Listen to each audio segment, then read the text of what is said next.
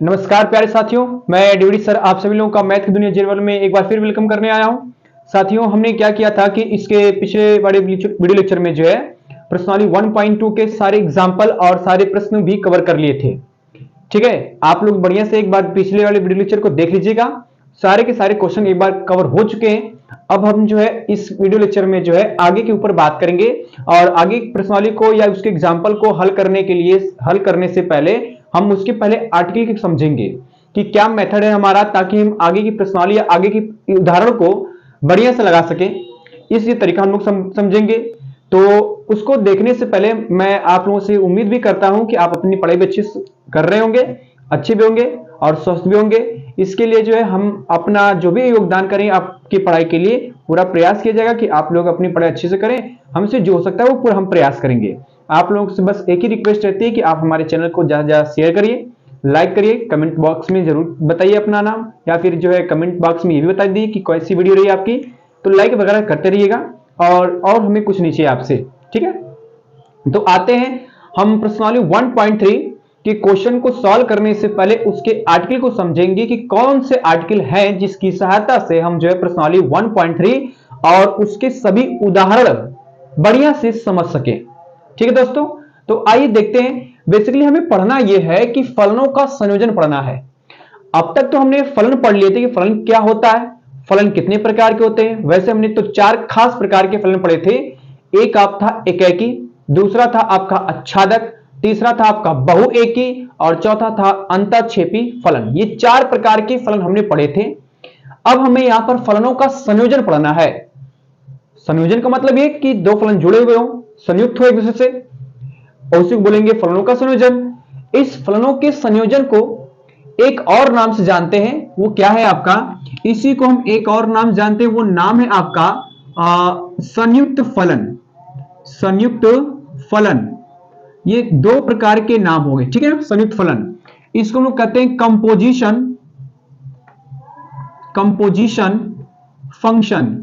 तो चाहे फलनों का संयोजन कहिए, चाहे जो है संयुक्त फलन कहिए, बात एक ही है। ठीक है, तो संयुक्त फलन या फलनों का संयोजन होता क्या है और किस प्रकार के फलनों के भी यहां पे हमें बात करनी है। संयोजन का मतलब ये होता है कि दो फलन आपके पास हैं या दो से मान लीजिए ज्यादा है, उन फलनों को जोड़ा संयुक्त किया जाए। एक साथ कैसे लिख सकते हैं, मिला करके, मिक्स करके, उसी को कहते हैं फलनों का संयोजन या फिर संयुक्त फलन। संयुक्त मतलब जुड़े हुए हो, दो फलन, तीन फलन, चार फलन एक साथ जुड़े हुए मिक्स हो, तो आपका संयुक्त फलन हो जाएगा। तो पहले मैं फलनों को कैसे संयुक्त किया जाता है, कैसे फलनों को मिक्स किया जाता है, उसके ऊपर बात करेंगे। फिर फलनों का संयोजन का जो आर्टिकल, जो मेन बातें हैं, उसको हम डिसाइड करेंगे। और कम से कम आज हम दो उदाहरणों को भी खत्म करेंगे, ताकि इस आर्टिकल को आप प्रॉपर तरीके से समझ सकें और प्रश्नावली के सवाल या उदाहरण जो है कैसे हल करने, यह भी तरीका आप लोग समझ में आ जाए। ठीक है, तो पहले मैं आपको बताता हूं कि फलनों का संयुक्त या फलनों का मिक्स कैसे किया जाता है। दो फलन हो सकते हैं, उन दोनों का मिक्स करना है। तीन फलन हो सकते हैं, उनको मिक्स करना है। चार हो सकते हैं, पांच हो सकते हैं, कई सारे फलन हो सकते हैं। दूसरी बात ये इंपॉर्टेंट है कि अगर हमने फलनों का संयोजन पढ़ लिया या संयुक्त फलन पढ़ लिया, तो इनको पहचानने का अगर तरीका हमने यही सीख लिया, तो इस टॉपिक को हमें जो है सांख्य तथा अवकलनीयता लेसन नंबर 5 और लेसन नंबर 6 में बड़ा काम आने वाला है।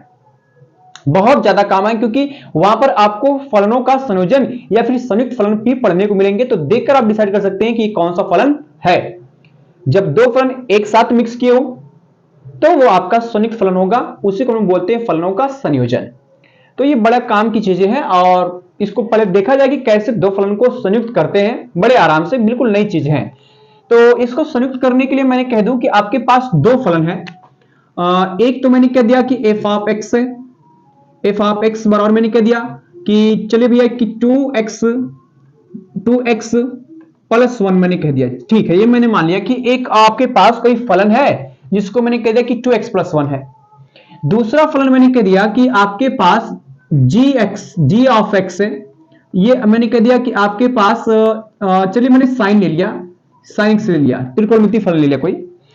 तो यहां पर दो फलन है, एक एफ एक्स है और एक जी एक्स है। वैसे तो एक बात ध्यान रखिएगा कि जो ये लिखा है, ये वाली बात, ये चीज हम इसको पढ़ते हैं F of x, F of x पढ़ते हैं, लेकिन इसको शॉर्ट फॉर्म में कह सकते हैं एफ एक्स। ये जी ऑफ एक्स है, इसको शॉर्ट फॉर्म में जी एक्स भी कह सकते हैं। तो दो फलन आपके सामने हैं, इन दोनों फलनों का मुझे संयोजन करना है, संयुक्त करना है। तो मैं इस g को f के साथ मिला दूं या f को g के साथ मिला दूं, मिक्स कर दूं, है ना। तो संयुक्त फलन हो सकता है, तो मिलाएंगे कैसे, ये मेन बात है। जैसे मैंने कह दिया कि मान लीजिए फिलहाल के लिए कि इस g को gx को fx के साथ मिला रहा हूं, तो मिलाएंगे कैसे ये ध्यान देना। मैं एक बार gx को fx के साथ मिलाऊंगा और एक बार fx को gx के साथ मिलाऊंगा, तो मिलेगा कैसे ये, ठीक है ना। पहले इसको देखते हैं मिलाते कैसे हैं। तो जब मैं gx को fx के साथ मिलाऊंगा, किसको, gx को fx के साथ, तो पहले लिखूंगा यहां पर क्या, f बड़े कोष्टक में gx। इसको हम लोग पढ़ेंगे क्या, ऐसे ऐसे यहां पर रहेगा बॉक्स, फिर बड़ा बॉक्स। तो इसको हम पढ़ेंगे क्या, f ऑफ gx। वैसे तो इसका नाम gx का नाम पूरा g ऑफ x है, लेकिन इसको शॉर्ट फॉर्म में gx भी कह सकते हैं। तो जब इसको मैं इसके साथ मिलाया तो आया f gx हो गया, f ऑफ gx कह सकते हैं इसको, f ऑफ gx, ठीक है ना। और दूसरी चीज ये कि अगर मैं fx को gx के साथ मिलाता हूं, fx को मिलाता हूं gx में, तो g बाहर रहेगा और बॉक्स के अंदर आएगा fx हो जाएगा, ऐसे मिलेगा आपके, ठीक है। तो ये जो है मैंने g बाहर, f बाहर लिखा है इस वाले में, और इसमें g बाहर लिखा हुआ है। तो इसका मतलब ये है कि अब मैं जो है, जो आपका fx था उसमें x के स्थान पर मैंने भर दिया किसको, gx को, और इसमें जो है आपका g जो x था उसमें x के स्थान भर दिया किसको, मैंने fx को। तो समझिए जरा ध्यान से, इसको मैं जो है ये f ऑफ gx है, तो f ऑफ gx है, जहां पर x है वहां पर gx हो गया है, और gx का मान तो sin x के बराबर है। तो इसको मैं प्रॉपरली लिख सकता हूं क्या, कि f जहां पर आपका gx है उसके स्थान पर तो मान ये आएगा sin x, तो ब्रैकेट में आएगा आपके पास sin x हो जाएगा। अब यहां पर देख रहे हैं क्या कि f के साथ में sin x है, तो जहां जहां इसमें x है, f के साथ में x था, अब उस x के स्थान पर क्या भर देंगे, sin x। तो आपके पास जो प्रॉपर फलन आएगा वो जाएगा 2, x के स्थान पर जाएगा sin x, तो आएगा ब्रैकेट में हो जाएगा sin x और प्लस में 1। ये एक प्रॉपर फलन बनेगा। मतलब ये कि f gx को मैं 2 sin x प्लस 1 के फॉर्मेट में लिख सकता हूं। दो फलन का संयोजन हो गया यहां पर, है ना।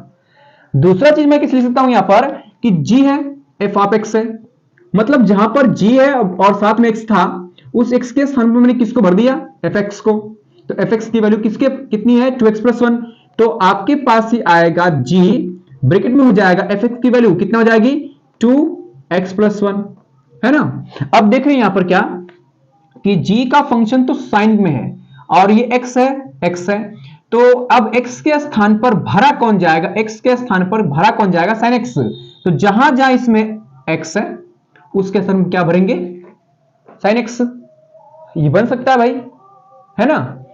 मतलब ये कह लिया जाए कि gx है, तो अब x के स्थान पर क्या रहेगा आपका, 2x प्लस 1। gx है, x के स्थान पर क्या रहेगा, 2x प्लस 1, तो जहां पर sin x लिखा है उस x के स्थान पर क्या भरेंगे, 2x प्लस 1। तो ये एक आएगा आपके पास क्या, sin x के स्थान पर क्या हो जाएगा आपका 2x प्लस 1, ठीक है, 2x प्लस 1 ये बन सकता है। तो ये दो अगर फलन हमारे पास है तो उसको हम लोग मिक्स इस तरह से करेंगे। दूसरी चीज मैं ये कह सकता हूं कि f को f के साथ ही मिक्स कर दिया जाए। कैसे, मैंने कह दिया कि f है, इस f को जो है f के साथ मिक्स कर देंगे तो आएगा इस तरह से f ऑफ fx। उसी प्रकार g को भी हम लोग g के साथ मिक्स कर सकते हैं, तो आएगा g, बॉक्स में आएगा g ऑफ x या gx कह सकते हैं इसको, ये बन सकता है। अब gx की वैल्यू तो आपके पास sin x है, fx की वैल्यू 2x प्लस 1 है, तो मैंने पहले इसको सॉल्व करूंगा तो आएगा इक्वल में fx की वैल्यू हो जाएगी कितनी, ये f तो रहेगा आपकी जगह, इसके स्थान पर आएगा 2x प्लस 1। अब देख क्या रहे हैं हम लोग कि जहां पर x था अब उसके स्थान पर 2x प्लस 1 आ रहा है, तो जहां जहां इसमें x रहेगा वहां पर 2x प्लस 1 पुट कर देंगे, वहां पर रख देंगे, तो प्रॉपर एक फलन क्या बनेगा आपके पास 2, तो था पहले से ही। अब इस x के स्थान पर क्या जाएगा आपका 2x + 1, तो आएगा 2x + 1 और फिर प्लस में 1 तो है ही आपके पास, ये बनेगा। आप इसको और भी चाहे तो बढ़ा सकते हैं, लेकिन फिलहाल तो इस f ऑफ fx की वैल्यू इतनी आ गई है। sin gx की बात कर लिया जाए तो ये g तो रहेगा आपका, gx की वैल्यू आपके पास sin x है, तो ब्रैकेट में आएगा sin x। अब देख रहे हैं यहां पर क्या कि gx है, तो x के स्थान पर आया क्या sin x, तो भैया जहां पर ये x रहेगा वहां पर मैं sin x रखूंगा, तो ये पूरा का पूरा आएगा sin x के स्थान पर फिर क्या हो जाएगा sin x, तो आएगा आपके पास sin x। ये बनेगा एक प्रकार के कॉम्बिनेशन फंक्शन, इसको हम लोग बोलते हैं फलनों का संयोजन। दो फलनों का संयोजन ऐसे ऐसे ऐसे हो गया। अच्छा, इसको नोटेशन में कैसे लिखते हैं, इसको लिखेंगे नोटेशन में कि ये आपका होगा f ऑफ gx, ये नोटेशन है। इसको नोटेशन करने का तरीका जैसे हम लोग पढ़ते हैं ना f ऑफ gx, वही चीज f ऑफ gx, उसी प्रकार इसको भी नोटेट कर सकते हैं क्या कि आएगा g ऑफ fx, ये बन सकता है नोटेशन एक प्रकार का। सिर्फ इसको बना सकते हैं क्या कि f ऑफ fx, और इसको बना सकते हैं g ऑफ gx, ये बन सकता है आपका। तो ये नोटेशन करने का एक फॉर्मेट है, ठीक है ना। ऐसे ही सवाल आपके दे रहेंगे फॉग करके, इसको फॉग जी गॉफ ऐसे पढ़ते हैं, फॉफ गॉफ, तो ये पढ़ने का एक नोटेशन करने का तरीका है। और दो फलनों को हम लोग मिक्स ऐसे ही करेंगे। एक मोटी मोटा मैं एग्जांपल में और ले रहा हूं यहां पर जैसे समझाने के लिए, कि मैंने लिया यहां पर कि fx बराबर मैंने ले लिया यहां पर, चलिए मैंने कह दिया कि 1 + x का स्क्वायर मैंने ले लिया। और दूसरा एग्जांपल, दूसरा फलन लिया मैंने कि g ऑफ x बराबर मैंने कह दिया कि चलिए भैया यहां पर मैंने इसको ले लिया cos x ले लिया, या फिर आपकी मर्जी तो और भी सारे कोई फंक्शन ले सकते हैं, ठीक है ना। तो हमने क्या किया कि दो फंक्शन यहां पर ले लिया, अब इसको कंबाइन करते हैं। कंबाइन जैसे यहां पर किया गया तो उससे यहां भी कर सकते हैं। तो पहले मैं gx को fx के साथ मिलाता हूं, तो इसको लिखेंगे यहां पर क्या ये हो जाएगा f, ब्रैकेट में आएगा g ऑफ x, और देख रहे हैं कि ये जो gx की वैल्यू वो cos x के बराबर है, तो होगा f हो जाएगा cos x। अब यहां पर f का जो f के साथ जो x लगा था, अब उस x के स्थान पर क्या रखा जाएगा cos x, तो ये बनेगा आपके पास 1 प्लस जहां पर x वहां पर ये cos x, तो आएगा cos x का स्क्वायर हो जाएगा, ठीक है। और इसको हम लिखेंगे क्या, जैसे यहां पर लिखा गया f ऑफ gx को लिखा गया f ऑफ gx, तो इसको लिखेंगे f of g of x, ये फॉर्मेट लिखने का। दूसरी चीज, अब मैं fx को gx के साथ मिला देता हूं, तो g तो बाहर रहेगा और ब्रैकेट में आपके पास आएगा fx, ये बन सकता है। तो gx की वैल्यू fx की वैल्यू 1 + x स्क्वायर है, तो ये आएगा g ब्रैकेट में जाएगा 1 + x का स्क्वायर। अब g के साथ में 1 + स्क्वायर है, फंक्शन आपका 1 + स्क्वायर में बदल गया, तो जहां पर x रहेगा वहां पर हम रख देंगे 1 + x का स्क्वायर। तो इस फॉर्मेट के बाद आपके पास आएगा cos, ब्रैकेट में जाएगा 1 + x का स्क्वायर, और इसको हम लिख सकते हैं क्या gॉफ x, ठीक है। ये पूरा तरीका है। तो इसी तरह से हम लोग कई सारे फलनों को कंबाइन कर सकते हैं, मिला सकते हैं, संयुक्त कर सकते हैं, ठीक है ना। ये चीजें समझनी थी कि कैसे दो फलनों को मिलाया जाए, और जब ये दो फलन मिल गए तो इस फॉर्मेट का जैसे भी लिखा रहेगा उसे हम लोग बोलेंगे संयुक्त फलन या फलनों का संयोजन, ठीक है। तो मुझे उम्मीद है कि आप लोगों को ये चीज समझ में आ गई होगी। अब मैं इस चीज को थोड़ा सा डायग्राम के माध्यम से समझाने का प्रयास करता हूं कि कैसे डायग्राम के माध्यम समझेंगे, ठीक है ना। डायग्राम के माध्यम समझते हैं, तो मैं इसको मिटा दूं ताकि आपको डायग्राम और इसमें जो आर्टिकल्स थोड़ी बातें लिखनी रहेगी वो भी आप लोग लिख सकें। तो मैं इसको मिटाकर डायग्राम के माध्यम से समझाने का प्रयास कर रहा हूं कि डायग्राम में आप इस चीज को कैसे समझेंगे, ठीक है ना। तो फलनों की संयोजन को या संयुक्त फलन को डायग्राम के माध्यम समझाता हूं आप लोगों के, डायग्राम के माध्यम से हम इसको कैसे समझ सकते हैं। देखिए इसके लिए मैंने क्या किया कि चलिए भाई मैं छोटा सा कोई डायग्राम बनाता हूं। यहां पर ये मैंने एक छोटा सा डायग्राम बना लिया, एक और मैंने ले लिया यहां पर समझने के लिए, और एक और ले लिया, ठीक है ना। ये ऐसे ले लिया मैंने इस तरह से, इसको मैंने कहा कि ये A है आपका, इसमें बी है और ये सी है, ये ए समुच्चय, ये बी समुच्चय, ये सी समुच्चय है। इसमें मैंने कहा कि आपके पास एक अवयव है एक्स और ए से बी में परिभाषित एक फलन आपका एफ है, बी से सी में परिभाषित एक फलन आपका जी है। दो फलन लेने क्योंकि दोनों को मुझे संयुक्त करना है, फलनों का संयोजन बताना है। तो एक फलन एफ एक्स है जो ए से बी, एफ एक्स है मतलब एफ है जो ए से बी में परिभाषित है, दूसरा फलन आपका जी है जो बी से सी में परिभाषित है।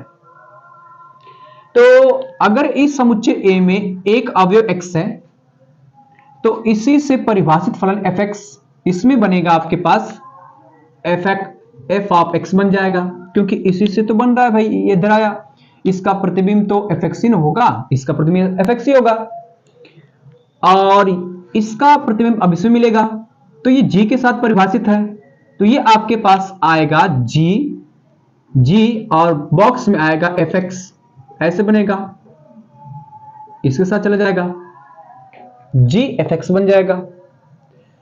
लेकिन a से c में जो डायरेक्ट परिभाषित होगा उसको हम लोग कहेंगे गॉफ, उसको हम कहेंगे क्या, गॉफ। क्यों? क्योंकि g fx है, g पहले है आपका, f बाद में है आपका। ऐसा नहीं है कि यहां पर जो है जैसे देखने तो ये लग रहा है कि a से b में आपका f है, b से c में आपका g है, तो f पहले होना चाहिए, g बाद में नहीं। हमें इसको देखना है, इस वाले पार्ट को, कि g पहले है आपका, f बाद में, इसलिए g of x, g of f gof बनेगा और ये आपका डायरेक्टली a से c में जाएगा, a से c में परिभाषित होगा। किसमें? a से c में। मतलब मोटी मोटा मैं कह सकता हूं क्या कि यदि, ध्यान दीजिएगा, यदि f जो है आपका f a से b में, f जो है आपका a से b में तथा जो g है आपका वो b से c में, g आपका b से c में परिभाषित हो, b से c में परिभाषित हो तो जो गॉफ होगा, गॉफ वो आपका a से किस में जाएगा, डायरेक्टली c से, जो गॉफ होगा वो किस में जाएगा आपका a से c में होगा। ठीक है, ये मेन बात थी, ये मेन बात थी आपको समझाने के लिए कि अगर जो है f a से b में है, g b से c में है, तो डायरेक्टली a से c में जो होगा वो आपका गॉफ बनेगा, ना कि f o g बनेगा, बल्कि g o f बनेगा। वही चीज यहां पर लिखा गया, g o f a से c में डायरेक्ट होगा। ठीक है, तो इस तरह से आपने क्या किया कि अब मेरे ख्याल से एक डायग्राम भी आपको समझ में आ गया होगा। कोई दिक्कत होगी तो कमेंट बॉक्स में बताइएगा, हम उसको भी दूर करेंगे। लेकिन ये डायग्राम है आपका और ये इसकी डेफिनेशन है कि कैसे हम लोग फलनों को संयुक्त करेंगे। मैं एक आध एग्जांपल लेता हूं, उस एग्जांपल की सहायता से आप लोग बता दूंगा कि कैसे क्वेश्चन हमें हल करने और किस तरह से क्वेश्चन प्रश्नावली में आ सकते हैं या फिर हैं क्वेश्चन। किताब तो आपके पास होगी, एनसीईआरटी किताब, एनसीईआरटी बुक, तो उस तरह उसमें कौन से क्वेश्चन आएंगे और कैसे हल करने रहेंगे, इसके लिए मैं थोड़ा सा एग्जाम्पल पे आता हूं। मैंने कहा था कि थ्योरी पढ़ने के बाद हमें एग्जाम्पल जरूर देखना, क्योंकि चीजें थोड़ी नई है, इसलिए थ्योरी के साथ साथ एग्जाम्पल भी हो जाए तो मेरे ख्याल से बेटर हो जाएगी बातें और पकड़ में आ सकती है। तो इस सब चीजों के लिए मैं इसको मिटा दूं। अब आते हैं डायरेक्ट हम लोग एग्जाम्पल पे। अभी जो है दो फलनों को संयोजन करना या संयुक्त करना सीखा और उसका एक डायग्राम मेथड भी समझा कि कैसे जो है आपका ग्राफ ए से सी में परिभाषित होगा। अगर ए से बी में परिभाषित फलन f है, बी से सी में परिभाषित फलन आपका g है, तो डायरेक्ट ए से सी में जो फलन परिभाषित होगा वो आपका g ऑफ fx होगा, मतलब उसको गॉफ कहेंगे, जो यहां पर लिखा हुआ है क्वेश्चन में भी। ठीक है ना। तो एक बार एग्जांपल 15 से स्टार्ट है आपके प्रश्नावली 1.3 का, तो एग्जांपल 15 से हम लोग स्टार्ट करते हैं, उसके बाद आगे धीरे धीरे बढ़ते रहेंगे। तो एग्जांपल 15 कह रहा है क्या कि मान लीजिए कि f जो आपका इसमें से इसमें परिभाषित है, मतलब ये आपका प्रांत है और ये सह प्रांत है f के लिए। फिर बोला और g आपका इसमें से इसमें परिभाषित है, तो g के लिए ये आपका प्रांत है और ये वाला सह प्रांत है। दो फलन इस प्रकार है कि f ऑफ 2 बराबर 3 है, मतलब f ऑफ 2 का मान 3 है, f ऑफ 3 का मान 4 है, f ऑफ 4 का मान तथा f ऑफ 5 का मान 5 है, ये प्रॉपर बोल रहा है। ठीक है, और g ऑफ 3, g ऑफ 4 का मान 7 है तथा g ऑफ 5, g ऑफ 9 का मान 11 है, तो हमें गॉफ ज्ञात करना है। गॉफ का मतलब वही जो आपका ए से सिम डायरेक्ट हो आपका, है ना। तो यहां पर तो ये ए बी, ये बी सी, तो आपका डायरेक्ट यहां से यहां तक उठ के आना है। तो देखते हैं, एक बार मैं गॉफ निकालता हूं। गॉफ को आप लोग ये लिखते भी होंगे, सोल्यूशन में यहां पे लिख रहा हूं यहां पर कि जो गॉफ होता है, गॉफ गॉफ, ठीक है, इस गॉफ एफ का गॉफ को लिख सकते हैं क्या, कि जी ब्रैकेट में हो सकता है आपका एफ एक्स, भाई जाहिर सी बात है एफ एक्स का ही फंक्शन तो होगा आपका, है ना। तो इसमें हमें क्या क्या मिल सकता है, एक बार एक्स का मान जो है, एफ एक्स की बात हो रहा है तो एक बार एक्स का मान 2 रखेंगे, फिर 3 रखेंगे, फिर 4 रखेंगे, फिर 5 रखेंगे, तो हमें कई सारे मान मिल सकते हैं। मतलब ऐसे मिल सकता है क्या कि एक बार जी ब्रैकेट में आएगा एफ, एक्स के स्थान पर 2 रहेंगे तो आएगा f2, यही तो मिलेगा भाई, यही नहीं मिलेगा। दूसरा जो है कामा देख लिख रहा हूं यहां पर कि जी, अब f रहेगा, f x के स्थान पर आप रख देंगे 3 तो आएगा f3 हो जाएगा, यही तो मिलेगा। फिर उसके बाद कामा एक और g ब्रैकेट में f x के स्थान पर अब क्या रख सकते हैं, 2 3 तो हो गए, यहां पर 4 और 5 बचा है, तो यहां पर पहले 4 हो गया और एक जो है बचा है आपका g ब्रैकेट में आएगा f5, ये बन सकता है आपका। तो GF2 और F2 का मान तो 3 है, तो यहां पे मैं 3 रख देता हूं, तो आपके पास आएगा G और इसका मान तो हो गया 3, तो G3 हो जाएगा। फिर काम लाएंगे, फिर G F3 का है, F3 का मान तो 4, तो मैं यहां पे 4 रख दे रहा हूं, ठीक है भाई, कामा। फिर उसके बाद G F4 है और F4 का मान तो सीधे सीधे 5 दिया है, तो ये हो जाएगा G5। फिर कामा G F5 है, F5 का मान भी 5 दिया तो आएगा सीधे सीधे 5। अब यहां पे देख रहे हैं क्या कि G3 का मान तो भैया 7 है, तो ये आएगा 7। G4 का मान भी 7, तो ये भी आएगा 7। G5 का मान भैया 11 है, तो ये भी हो जाएगा 11। फिर कामा G5, अरे अलग लगा रहा है क्या भाई, G5 हाँ ठीक है, हाँ G5 ही आएगा। G5 का मान भी 11 तो 11 ही ले लेंगे। चलिए बस इतना ही आपका है, और तो हमें कुछ मिलेगा नहीं, यही आपका आंसर हो जाएगा, ठीक है। तो बड़ा सिंपल था ये चीज, आसानी से आप कर सकते हैं। मैं सोच रहा हूँ कि इसको एक डायग्राम के माध्यम से भी समझ लिया जाए तो बेटर रहेगा। डायग्राम के माध्यम से समझेंगे कि जैसे मान लीजिए कि आपके पास ऐसे मैंने ले लिया, ऐसे भैया मैंने ले लिया, ये आपका 3 समुच्चय बना लिया मैंने, यहाँ पर 3 समुच्चय ऐसे लिया मैंने। अब इसमें तो आपका 2 3 4 5 भर दिया जाएगा, 2 3 4 और 5, ठीक है, ये वाला। इसमें आपका 3 4 5 9 भर दिया जाएगा, तो हो जाएगा 3 4 5 9। और इसमें जो है आपका ये 7 11 और 50। चलिए देखते हैं। अब ये कह रहा है कि F2 है, मतलब इसमें से इसमें जो कनेक्शन है आपका, इसमें से इसमें कनेक्शन ये आपका F है, और इसमें से इसमें जो कनेक्शन है वो आपका G है। देखो इसमें से इसमें कनेक्शन F है और इसमें से इसमें कनेक्शन G है। तो F ऑफ 2 का मान तो 3, मतलब 2 जो है सीधे कनेक्ट होगा आपका 3 से, और F ऑफ 3 मतलब 3 जो कनेक्ट होगा सीधे किससे, 4 से, दिखाई दे रहा है यहां पर है। साथ ही साथ F4 कनेक्ट होगा 5 से, और F5 भी कनेक्ट होगा 5 से, मतलब ये दोनों आपका जो है कनेक्ट होने वाले किससे, आपके 5 से। अब इसमें बात आती है, इसमें से परिभाषित है, तो G जो है G ऑफ 3, ये मिलेंगे 3 ना, तो G ऑफ 3 का मान तो 7 हो जाएगा, मतलब जो G ऑफ 3 है ये कनेक्ट होगा 7 से, ये कनेक्ट होगा 7 से, और G4 और G4 का मान भी 7 है, तो ये भी आपका डायरेक्ट कनेक्ट होगा किससे, 7 से। तो इसके बाद हम आगे G5 और G5 कनेक्ट होगा 11 से, तो G5 होगा कनेक्ट आपका 11 से, और G9 दिया है तो G9 आपका भी कनेक्ट होगा किससे, 11 से, तो ये हो जाएगा आपका 11 से ही कनेक्ट होगा। तो मतलब कौन कौन आएगा, 7 और 11, 2 मिल रहा है ना, हाँ ठीक है, एकदम प्रॉपर सही है। तो ये डायग्राम मेथड हो गया, कुछ था ही नहीं क्वेश्चन में, बहुत सिंपल क्वेश्चन था, ठीक है ना। बढ़िया समझ के नोट्स बनाइएगा बढ़िया, ताकि ये चीजें आपको पूरा प्रॉपर समझ में आए। तो मैं इसको मिटाकर अब आते हैं एग्जाम्पल नंबर। तो साथियों हमने जो है प्रश्न एग्जाम्पल 15 खत्म किया, अब 16 पे आते हैं। 16 भी आपका ठीक ही क्वेश्चन है, अच्छा क्वेश्चन है, जबरदस्त है। पढ़ते हैं एक बार क्वेश्चन 16, प्रश्न एग्जाम्पल है ये ये कह रहा है कि f जो है आपका r से r में परिभाषित फलन f है। दूसरा दिया है g जो है ये भी आपका r से ही r में परिभाषित है। फलन क्रमशः fx बराबर cos x है और gx बराबर 3x² है, द्वारा परिभाषित है। तो गॉफ और फॉग ज्ञात कीजिए भाई। लास्ट में बोला सिद्ध कीजिए gof not equal to fog. तो बड़ा सिंपल चीज है, fx बराबर में cos x है, gx बराबर में 3x² है। इसको मैं लिखता हूं यहां पर कि आपके पास प्रश्न में दिया है, गिवन हमारे पास कि fx बराबर में आपके पास है कितना cos x, तो ये हो जाएगा cos x। और दूसरा आपके पास दिया है gx बराबर में दिया है 3x², ये दिया हुआ है। तो आपसे पहले पूछ रहा है गॉफ पूछ रहा है, ठीक है, मैं गॉफ निकालता हूं।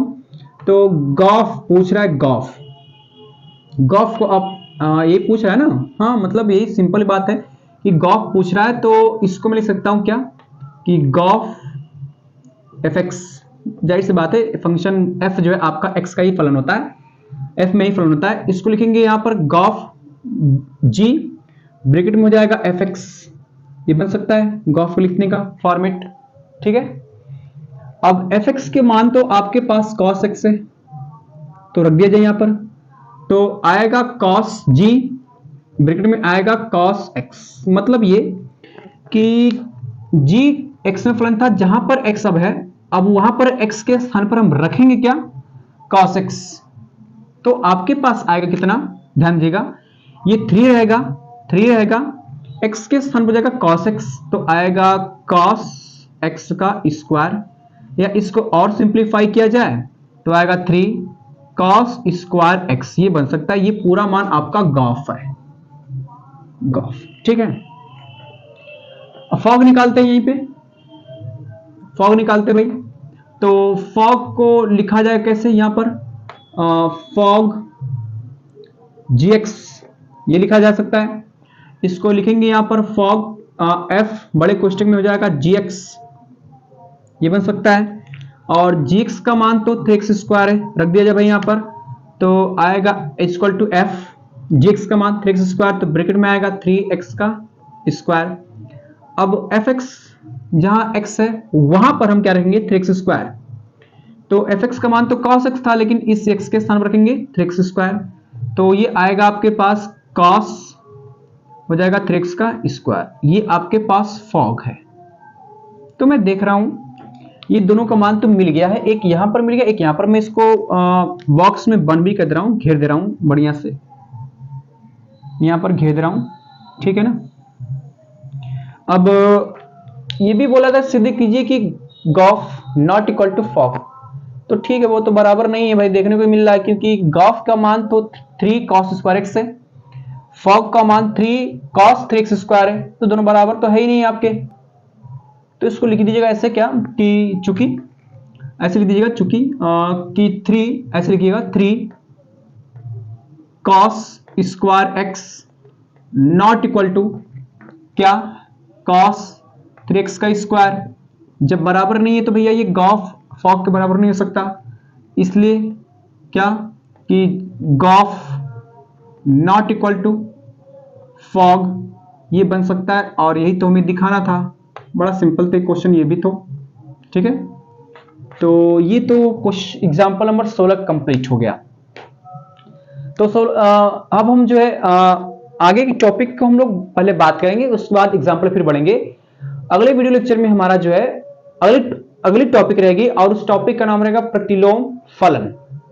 उस प्रतिलोम फलन को पढ़ने के बाद जो है, क्योंकि ये सारी जितनी भी चीजें यहाँ पढ़ रहे हैं सारे के सारे लेसन नंबर 5 और 6 में काम आने वाले हैं उनके, तो इसलिए जो भी टॉपिक हम लोग पढ़ रहे हैं इस टाइम, वो सारे के सारे टॉपिक्स बहुत इंपॉर्टेंट है यहाँ के लिए भी, और आगे जो चैप्टर आने वाले वहां के लिए भी। वैसे पूरी 12वीं क्लास में सबसे अगर कोई टफ चैप्टर माना जाता है तो यही है, लेकिन ढंग से पढ़ेंगे तो कुछ है नहीं ये, ठीक है ना। बड़ा आसान क्वेश्चन है, तो ये आपके दिमाग से निकल जाएगा कि चैप्टर तो हलवा है, आसान कठिन तो ही नहीं है, ये दिमाग से निकल जाएगा कि एकदम क्या बोलते हैं कठिन लग रहा है, ये दिमाग से निकल जाएगा आपके। तो इसलिए जो है अपनी पढ़ाई अच्छे से करिएगा। एग्जाम्पल 16 और 15 और 16 तो हो गया है। अब हम लोग अगले वीडियो लेक्चर में प्रतिलोम फलन के ऊपर बात करेंगे और अगले उदाहरण की ओर बढ़ेंगे। ठीक है, तब तक के लिए आपसे वही रिक्वेस्ट है कि हमारे चैनल को ज्यादा से ज्यादा शेयर करें, लाइक करें, कमेंट करें और चैनल को सब्सक्राइब करना ना भूलें। Thank you for the watching this video and जय हिंद।